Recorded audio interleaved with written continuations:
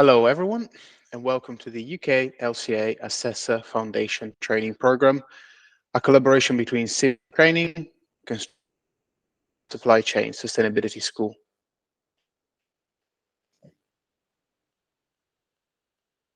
Today, we cover Module 5 of 6 of the e-learning modules. Module 5 is going to provide you with an overview of the international standards that are behind whole life carbon assessment. And this module is presented by myself, Leonardo Poli, TA advocate at One Click LCA, and the module has been written by Jane Anderson of Construction LCA Limited. The agenda for today's modules is intended to explain over the course of the module why standards are at the heart of whole life carbon assessment. It goes then into the details of what standards are, their benefits, the different types of standards, and how can you judge them. It also explains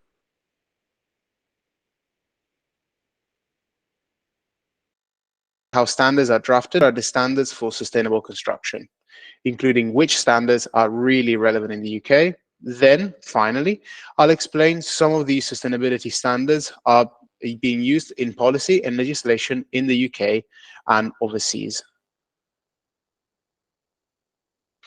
So let's get started on section 1, which will tell you the definition on standards we're using and provide an overview of standards generally. So what is a standard? So the key aspect here are the fact that standards are established by consensus rather than being set in stone without considering other stakeholders' views. Standards should have the authority of a recognized body, for example, a national standards body, a professional body, or a recognized organization. Standards should be intended for more than one company or organization so that they have common rules that provide repeatable results. And in the next slide, I'll explain the achievement of the optimum degree of order in a given context in another way so you understand the purpose of standards. So the purpose of standards is to provide a harmonized and consistent approach to an issue, say measurement or testing, which otherwise is done differently by different people. And this has benefits, for example, in terms of reducing barriers to trade, with the World Trade Organization rules requiring government to base their national regulations on international standards produced by organizations like the International Standard Organization, also known as ISO. In Europe, European regulations must reference European standards if they are available, and countries can't develop national standards which contradict European standards. So I just mentioned ISO, whose standards are recommended by the World Trade Organization. Hopefully, you might have heard of some of the ISO standards, like the ISO 14001, which covers environmental management systems, and ISO 9001, which covers quality management. 168 countries that are members of the ISO, and they can all be involved in the development of the ISO standards. An ISO standard provide rules or guidelines where there is strong agreement that about what is required. An ISO technical specification addresses work still under technical development where there isn't yet widespread agreement, but can still provide requirements. It is intended that ISO/TSs become ISO standards once there is more agreement. An ISO technical report or ISO/TR doesn't provide requirements, but it's more informative. All these three will be reviewed every 5 years to check if they should be left untouched, amended, revised, or withdrawn, or converted into a different type of standard. An ISO publicly available specification, or ISO PAS, is published to respond to an urgent market need, representing either the consensus of the experts within a working group or a consensus in an organization external to ISO. As with technical specifications, ISO publicly available specifications have a maximum life of 6 years. after which they can be transformed into an international standard or withdrawn. ISO International Workshop Agreement, or ISO IWA, also respond to urgent market requirements, but are prepared through a workshop mechanism outside of ISO committees and working groups, following a procedure that ensures the broadest range of relevant interested parties worldwide have the opportunity to participate, and are approved by consensus among the individual participants in the workshops. An international workshop agreement is reviewed 3 years after its publication and can be further processed to become publicly available specification, a technical specification, or an international standard. An international workshop agreement can exist for a maximum of 6 years, following which it is either withdrawn or converted into another ISO document. So European standards, except for electrical products, are developed by CEN. CEN is European, but not part of the European Union or European Commission. There are 34 European countries that are members of the CEN and can work on the development of European standards. And the members are all 27 EU members, 3 EFTA members, so Iceland, Norway, and Switzerland, the UK, Turkey, North Macedonia, and Serbia.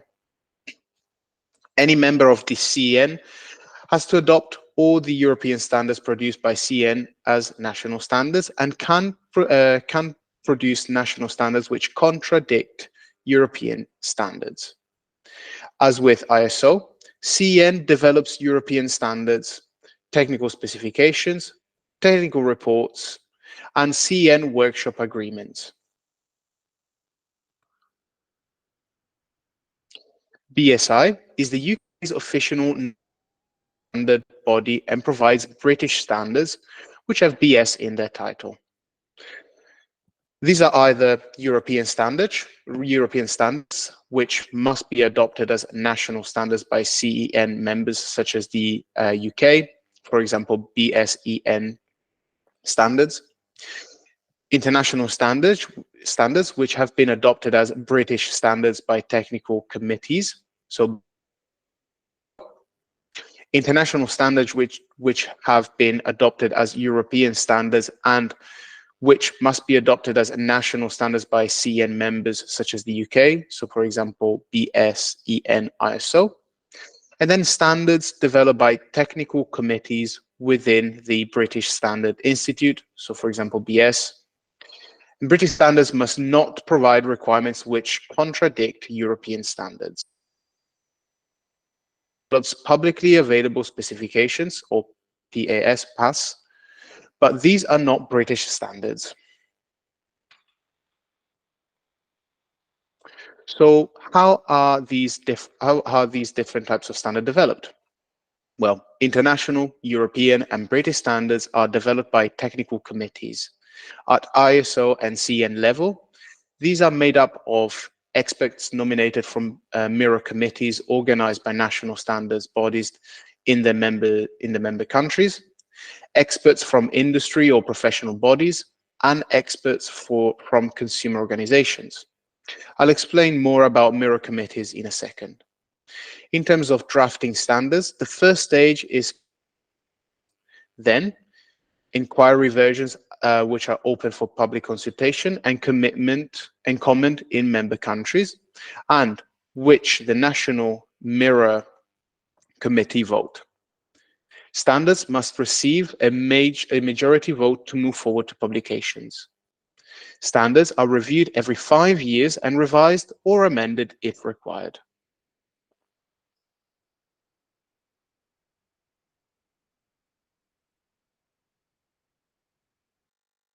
Of technical committees in CEN and ISO. For example, the BSI Mirror Committee of B/558 mirrors the development of sustainable construction standards in CEN Technical Committee 350, ISO Technical Committee 59 Subcommittee 17, and they are made up of experts and representatives of relevant bodies, and also they can develop British standards in their field. Within BSI, the mirror committees are made up of experts representative of trade and professional bodies and consumer organizations. So ISO, CN, and British standards use some words in a very specific way, and we're going to review a few here. So if a standard says the product lifetime shall be based on probabilistic data, then it means that you must base it on probabilistic data to comply or conform with the standard. If it says the product lifetime should be based on probabilistic data, then it means that you are recommended, that is recommended to be based on probabilistic data. If it says it may be based on empirical or statistical data, then it means you are also permitted to use either empirical or statistical data, but these are not recommended like probabilistic data. And if it says the product lifetime can be based on empirical, probabilistic, or statistical data, then you're able to use any of those. So we've described international and national standards, but there are also industry standards. These are not ISO or CEN or national standards. Some examples would be the RICS Professional Statement on Whole Life Carbon in the Built Environment or the Greenhouse Gas Protocol. So how can you judge an industry standard then? Is it developed by a recognized body that includes a wide range of organizations or members? Has it been developed through consensus of interested parties? For example, is there a steering group which covers all the stakeholders? Have there been public consultation with stakeholders with some transparency about the comments that were provided and how they have been addressed? Does it build on existing standards and not contradict them? And finally, will it be regularly reviewed? So after that, we're going to move on to section number 2, which is sustainable construction standards. So moving on to a bit more specific standards. So the definition of sustainability covers environmental, economic, and social aspects, and sustainable construction standards cover these 3 aspects too, though more of the standards currently focus on environmental issues. Sustainability construction standards also cover the full range from construction product levels through building level to large civil engineering level. And then we have framework standards that explain how the different aspects of sustainability and the different levels all work together. Sustainable construction standards also addresses which indicator we use for reporting, how we measure and calculate these indicators, and how to benchmark performance. And we also have sustainable construction standards that describe the terminology that is used, how we address data quality, how we can digitize environmental information, how long construction components last, and most recently, how we can manage carbon and address net zero in the construction sector. So this diagram is intended to give you an idea of the wide range of standards that we use in sustainable construction. You don't need to remember all of them, but you might want to come back to this diagram in the future if you want to understand how different standards relate to each other or to find a standard that covers a particular issue. Also, if you want, feel free to pause the video and review this at your own time. In the next slide, however, I will focus on the really important standards that you should at least know they exist. So starting at the product level, the main sustainable construction standard that we use is the EN 15804, which provides the rule for construction product environmental product declarations, or EPDs. There have been several amendments, so the latest version which we use is the EN 15804 2012 plus A2 2019, or EN 15804 plus A2 for short. The CEN/TR 16907 provides guidance on how to use EN 15804 to develop EPDs, so it is helpful if you are producing EPDs. Then we got CIBSE TM65, which provides a calculation method to produce embodied carbon data for building services equipment if they don't have an EPD. CIBSE is the Chartered Institute of Building Services Engineer, So it's the UK's professional body for building services.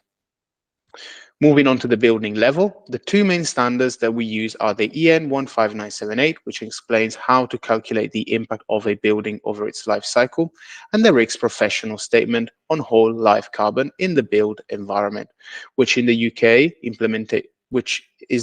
implementation of the EN 15978, providing the assumptions and defaults to use to ensure consistency for assessments carried out for the UK construction.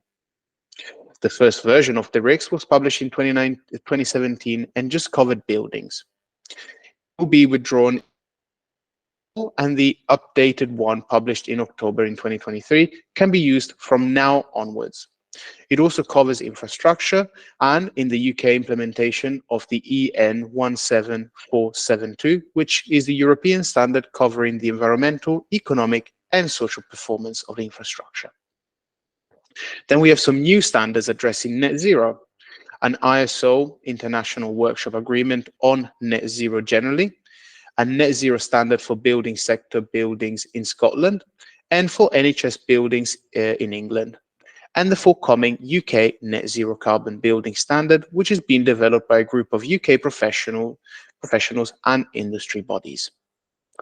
Finally, we have PAS 2080, which provides an overarching standard for organizations in the built environment which wish to manage carbon, which was developed by the Construction Council, the Green Construction Board, and the Institution of Civil Engineers. Again, with this slide, you don't particularly have to remember all the numbers. It's just really so to show you that all these key standards get updated over time as we get more experience of using them and new approaches are developed, and that we continue new standards as they become necessary. And again, this slide is really just in case you want to come back to it or pause.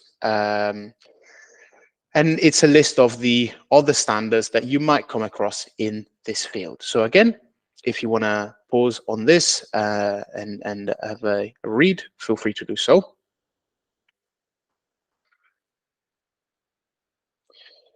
Now we are over halfway through of this module, and this is a good time to take a break if needed. So feel free again to pause the video, grab some water, and give yourself a little bit of a break. Moving on to section number 3, we'll cover some of the ways in which standards are being used in policy and legislation. So I've mentioned that European countries legislate nationally. They have to refer to European standards if they exist, but this slide explains how standards relate to legislation produced by the European Commission. If the European Commission wants to develop policy or regulations that will require common approaches to measurement, assessment or testing, then it mandates CEN or CENELEC to develop standards to support this their policy objective of or forthcoming European legislations, describing what the standards need to do. Then CEN follows this mandate and develops the standard as I've described before.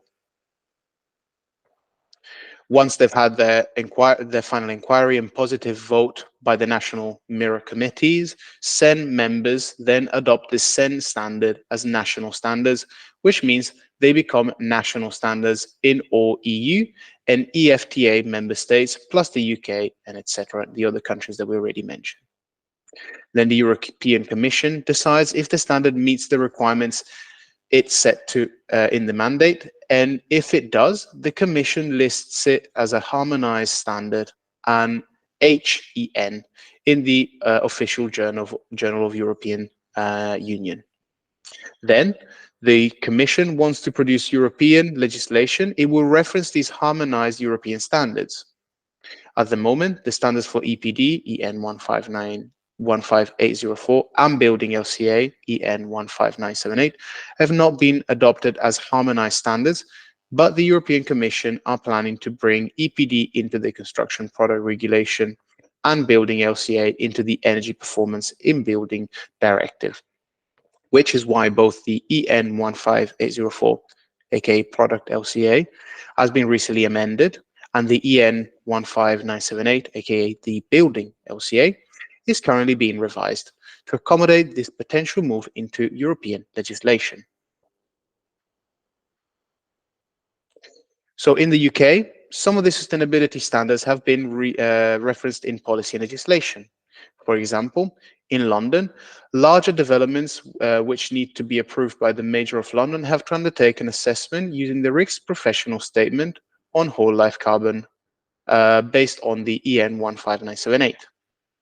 UK government also requires larger public sector to use whole life carbon assessment and recommends the RICS professional statement for benchmarking. It also requires BREEAM, but whole life carbon assessment and LCA are not mandatory within BREEAM. And I've mentioned these two net zero standards, both of which use the RICS professional statement on whole life carbon.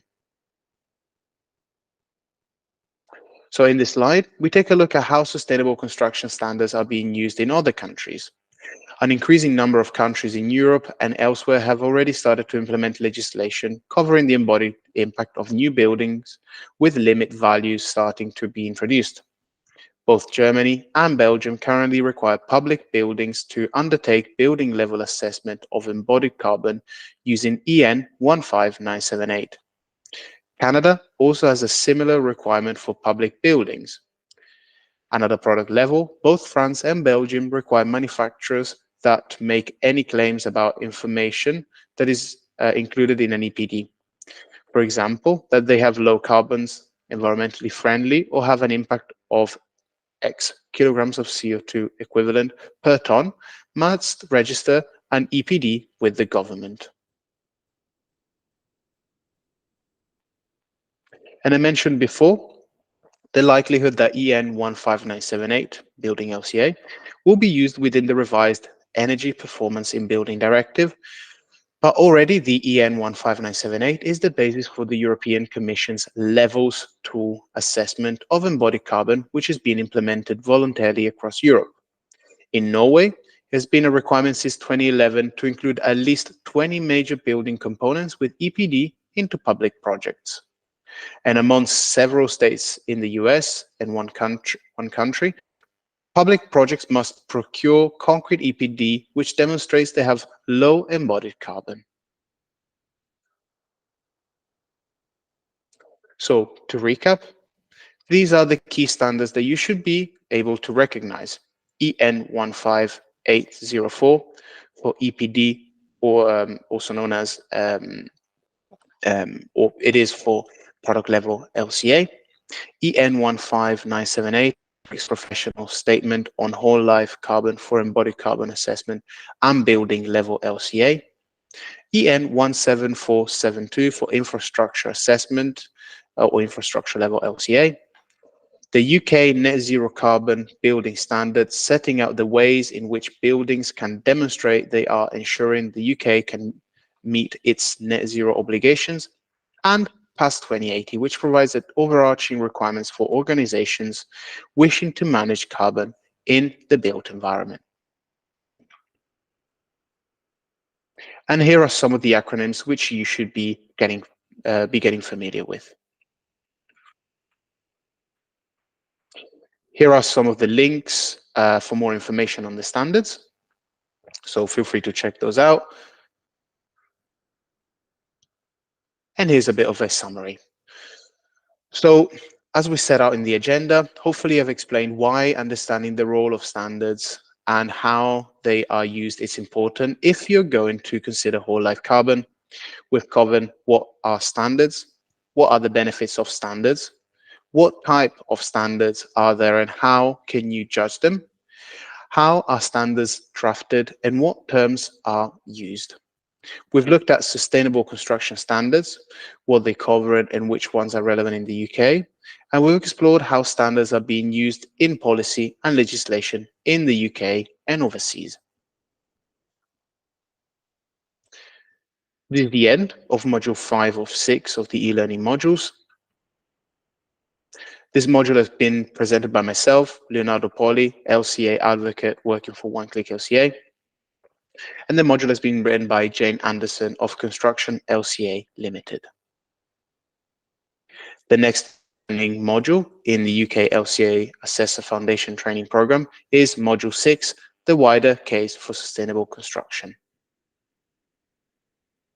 Thank you for completing this module today, and see you for the next session or module number 6. Thank you.